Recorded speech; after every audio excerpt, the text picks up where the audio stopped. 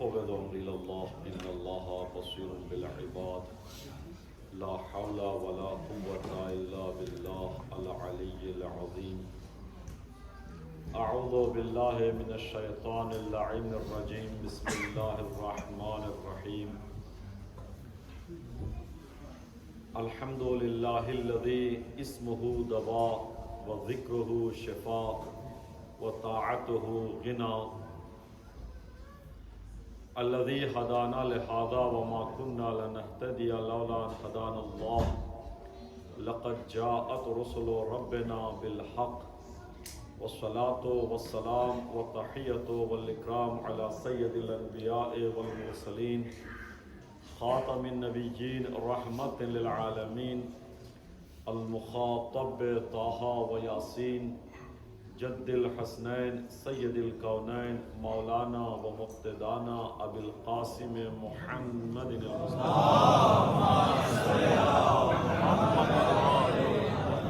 وعلى آله الطيبين الطاهرين المعصومين المنتجبين المكرمين لا سيما بقية الله الأعظم أرواحنا له الفداء واللعنة الدائمة على أعدائهم أجمعين من يوم ظلمهم إلى قيام يوم الدين. أما بعد فقد قال الله تبارك وتعالى في القرآن الكريم وهو أصدق الصادقين وقوله الحق. بسم الله الرحمن الرحيم. هل أتى على الإنسان حين من الدهر لم يكن شيئا مذكورا. صدق الله العلي العظيم.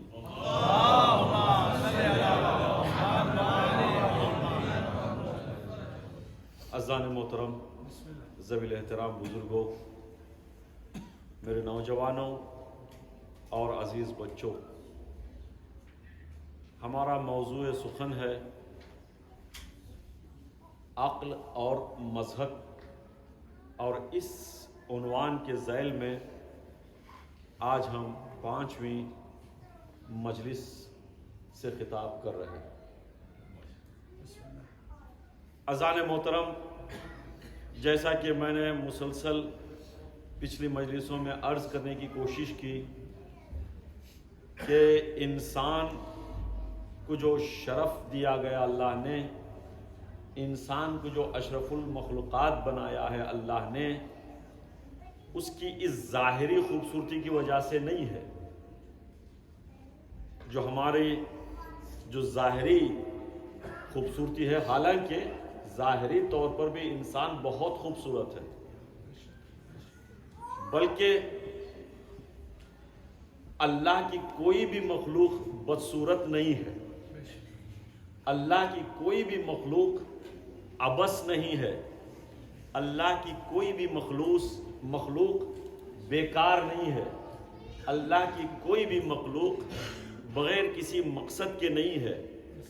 اللہ کی ہر چیز ایک بامقصد ہے۔ دیکھیے، جو سب سے زیادہ بیجا گفتگو کرتے ہیں اس کو بے وقوف کہتے ہیں، جو بیجا گفتگو کرنے والے کو، بے مورد گفتگو کرنے والے کو بس ایسے ہی بولے جا رہے ہیں، نہ کوئی مطلب ہے، نہ لنک ہے، نہ کوئی کنیکشن ہے، کوئی رابطہ ہے، کچھ نہیں ہے، بس ایسے ہی بولے جا رہے ہیں، تو اس کو بے وقوف کہتے ہیں۔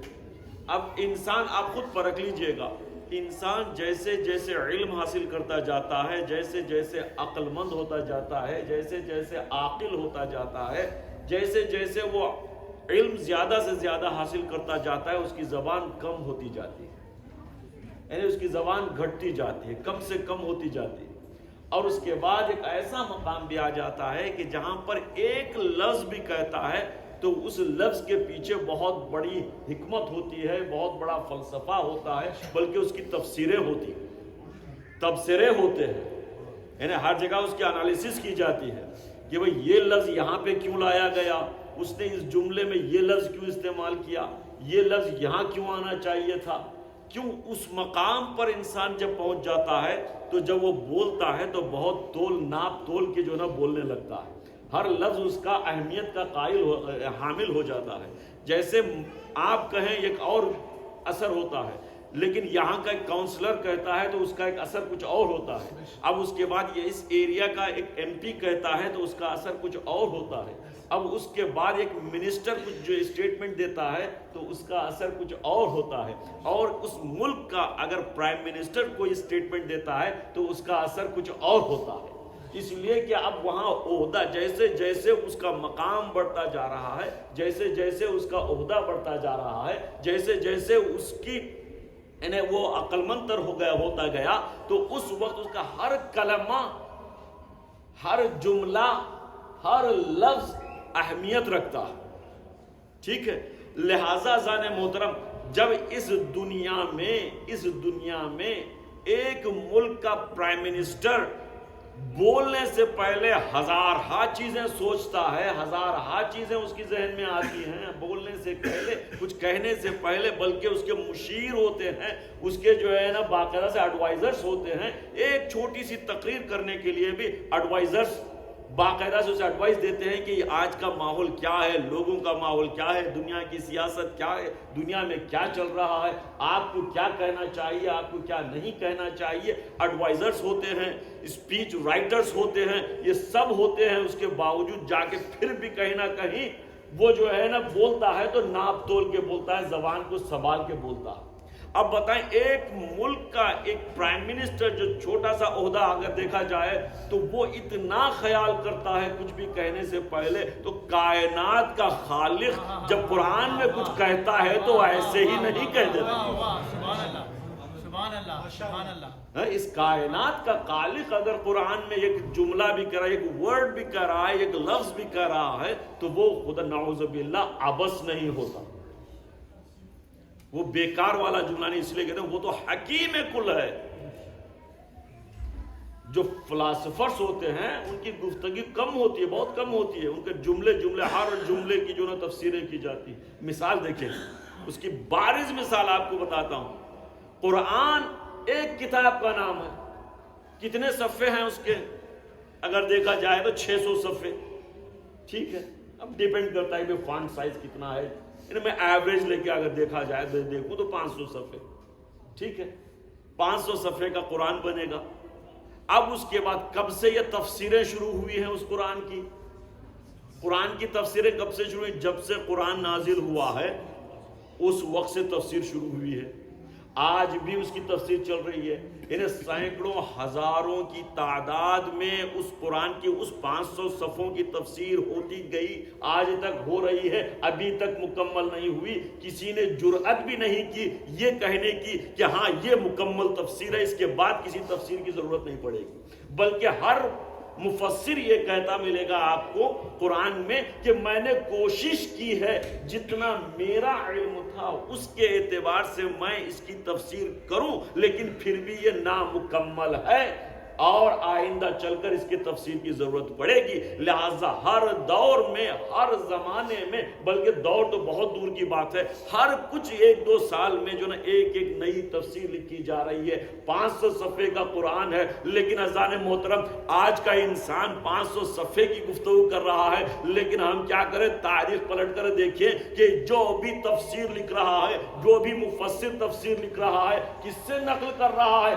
عبداللہ سب سے زیادہ سے زیادہ ابن عباس سے. عبداللہ ابن عباس کی جو ہے نا تفسیر آپ کو زیادہ سے زیادہ ملتی ہے. وہی عبداللہ ابن عباس ایک آقا کے پاس جاتے ہیں جو علم لدنی کا مالک ہے, جو مفسر بولتا قرآن ہے, جو ہے بولنے والا قرآن ہے. وہ صرف جو ہے سامت نہیں ہے, وہ ناطق ہے, وہ بولنے والا قرآن ہے. اس سے درخواست کی مولا ذرا تفسیر بتائیے, مولا ذرا تفسیر ہمیں بھی بتائیے. تو مولا نے مغرب کے بعد شروع کی تفسیر کرتے گئے صبح کی اذان ہو گئی. عبداللہ ابن عباس نے پوچھا, سنی ہوئی بات ہے, عبداللہ ابن عباس نے پوچھا مولا کیا یہ تفسیر ہو گئی, مکمل ہو گئی؟ تو فرمایا کیا ہے ابن عباس تم کیا سمجھتے ہو, سورہ قرآن تو بہت دور کی بات ہے, سورہ حمد کی تفسیر بھی نہیں. سورہ حمد بہت بڑی چیز ہے, سورہ حمد بہت بڑی چیز ہے. ابھی میں بسم اللہ کی تفسیر بھی مکمل نہیں کر پایا, بلکہ پھر کہتے ہیں بسم اللہ بھی بہت لمبی بات ہے. ابھی میں بائے بسم اللہ ہی میں رکا ہوا ہوں،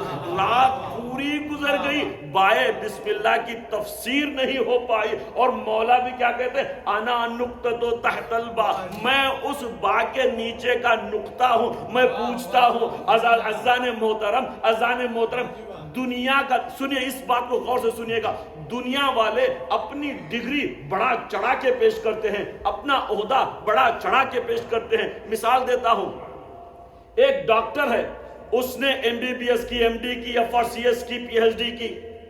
اب میں یہاں پر اناؤنس کروں، doctor Zaidi M B B S, ان کے پاس ماشاءاللہ سے، مثال کے طور پر بتا رہا ہوں، ان کے پاس ایم بی بی ایس ہے، ایم ڈی ہے، ایف آر سی ایس ہے، P H D, double triple P H D انہوں نے کر لی ہیں، کیمبرج سے ایک پی ایچ ڈی کی، آکسفورڈ سے ایک پی ایچ ڈی کی۔